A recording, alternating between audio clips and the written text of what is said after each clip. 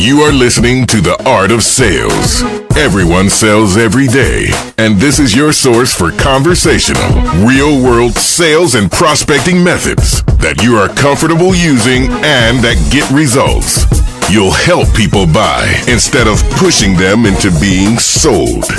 Here's your host, Art Subcheck. Well, hi again and welcome. Today, we're going to discuss the one thing that prevents a lot of people from ever getting into sales and has caused lots of them to get out. And that is this thing called rejection, or actually what many people perceive as rejection. And I'm going to show you how to never experience it again. Does that sound good? All right. So have you ever been rejected before on a sales call or in a sales situation? When I ask that question at my client training workshops, everyone's hand goes up in the air. They can't get them up fast enough. Then my next question is, well, how do you know? Well, the typical answers are, oh, I got to know. They said they weren't interested. They told me not to call anymore. They told me they went with somebody else. Or it's their tone, their dial tone. They hang up. Well, if you've spoken to more than 10 prospects in your entire sales life, you've most certainly had some or all of those things happen to you, right? It's inevitable. It's as much a part of sales as shooting and missing is part of basketball, as much as having an experiment not work in a chemical lab, as maybe not having the numbers always add up for an accountant. But do any of those people say, oh, my spreadsheet didn't add up, got rejected by that spreadsheet? Kind of absurd, isn't it? Those are really all just descriptions of something that did not work, something that just happened. So here's my question. Is rejection what happens to you or the way you define what happens to you? And of course, that's a trick question. It's always the way you define it. Isn't it just ridiculous to define what happens in sales situations as rejection? Let's take it to an extreme. What if after hearing no's, you repeatedly said to yourself, I'm worthless. I'm a horrible person. I suck. Well, you'd probably start believing that after a while, right? You'd buy into your own self-talk. Think about it. One person says, oh, I got rejected 50 times today. Can't wait to do it again tomorrow. Actually, nobody would ever say that because that doesn't make sense. But how about if a person said, well, I accomplished my primary objective 4 times today, set 4 appointments, and the rest of the time, I found people who are not prospects. You might say, oh yeah, semantics and mind games. Absolutely. Pretty much like anything in life. Our thoughts control our actions. Negative thoughts translate into inaction when it comes to sales. One of my coaches, transformation expert Jim Fortin, says that nothing has meaning until I give it meaning. Think about that. Nothing has meaning until I give it meaning. And when something happens to us on sales situations, it's just something that happened, right? The meaning we give to it either determines if we're going to feel rejected or if we're going to say next. So stop the negativity. Our quote of the day on one of the previous episodes was from Eleanor Roosevelt, who said, no one can make you feel inferior without your consent.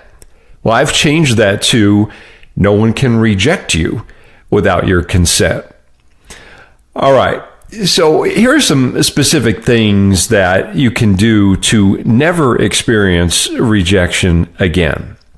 Number 1, accept the fact that you're not going to have a 100% success rate.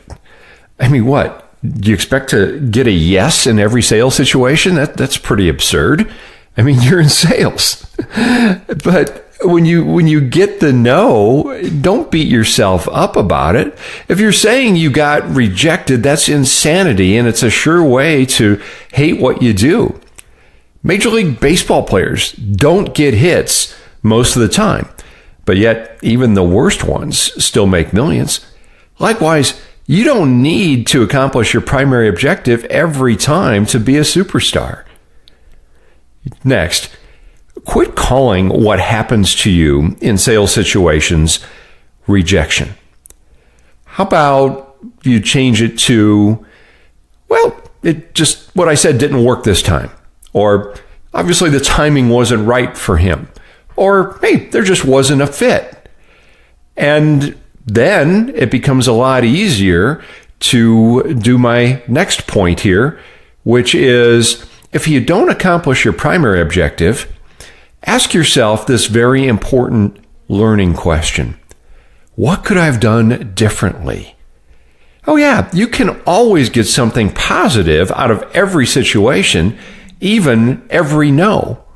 And by the way, you learn from it, and if something's not working, then you got a chance to fix it. All right, number 4, something else we can do is we can get a win on every call. Yeah, again, we may not get the sale or the appointment or even a follow-up on every call, but we can attempt something on every call that's not dependent on them. For example, you can always ask the question who they're buying from now or how they evaluate their vendors, or you could ask to keep the door open for a future contact. Now, again, notice here, all you're doing is you're just asking something here. Now, again, you might be thinking, well, yeah, that's easy. You can do that all the time. Sure, precisely. Isn't that so much better than saying, oh, God, I got rejected again? All right, next. Here's something that will also pay off for you long term. And this is planting a seed with them before you end the call or the meeting. Because the more seeds you plant, the more that have an opportunity to grow and turn into something that you can harvest later. So for example, if it's obvious to you you're not going to accomplish your main objective, leave them something to think about. For example, you might say, well, Pat, if you find that your supplier is ever not able to deliver a part that you need the next day, keep in mind that our local warehouse would have it on your doorstep in the morning. So if you ever get in that situation, I'll send you out my contact information just in case you ever get in that bind. Hey, if you're in sales, you've probably had prospects that you've long written off saying, they're never going to do business with us. But then they called you out of the blue and they said, hey, some things have changed and now they want to talk to you. Well, this is a way to proactively make that happen more often. And you can do this on every sales call, right? Now just think about the pure numbers here. You can plant a lot of seeds. Kind of puts it in perspective, doesn't it? That's not being rejected at all, is it? All right, let's summarize. So rejection is not what happens to us. And if anybody ever feels rejection, it's just their perception of what happened to them, which can be changed. Also, we don't need a 100% success rate to be wildly successful. We need to change our post-call self-talk to something constructive, such as, well, that approach just didn't work this time, or the timing wasn't right. Then also, ask yourself, what could I have done differently in this situation? And then also, get a win on every call and plant seeds. And then also, be prepared with what you can at least attempt every time you call, and then leave them with something to think about should their situation ever change. All right, follow these tips and you'll never experience rejection again in sales situations unless you allow it to. All right, time for a bit more inspiration on this topic. Your attitude will be never will, never feel. What they say is the art of the sales quote of the day. That's right, the quote of the day. And here it is. This is from Charles Swindoll. And Charles said, life is 10% what happens to you and 90% how you react to it. And that's exactly what I just explained. All right. So again, thank you so much for investing your time with me. And if you're getting value out of what you're hearing here, do several things. Number one, subscribe so you can make sure that you're notified of all future episodes. Better yet, go to the area where you can be notified by email. So we'll let you know every time there's a new episode. Also, share it with your friends. Do them a favor. So share it on Facebook, LinkedIn, Twitter, your other social networking methods of choice. And also, I've got free stuff for you at my sites. Go to smartcalling.com, and I've got a free book of 501 sales tips there for you. smartcalling.com. All right, until next time, go out and make it your best sales day ever. I'm Art Sobczak.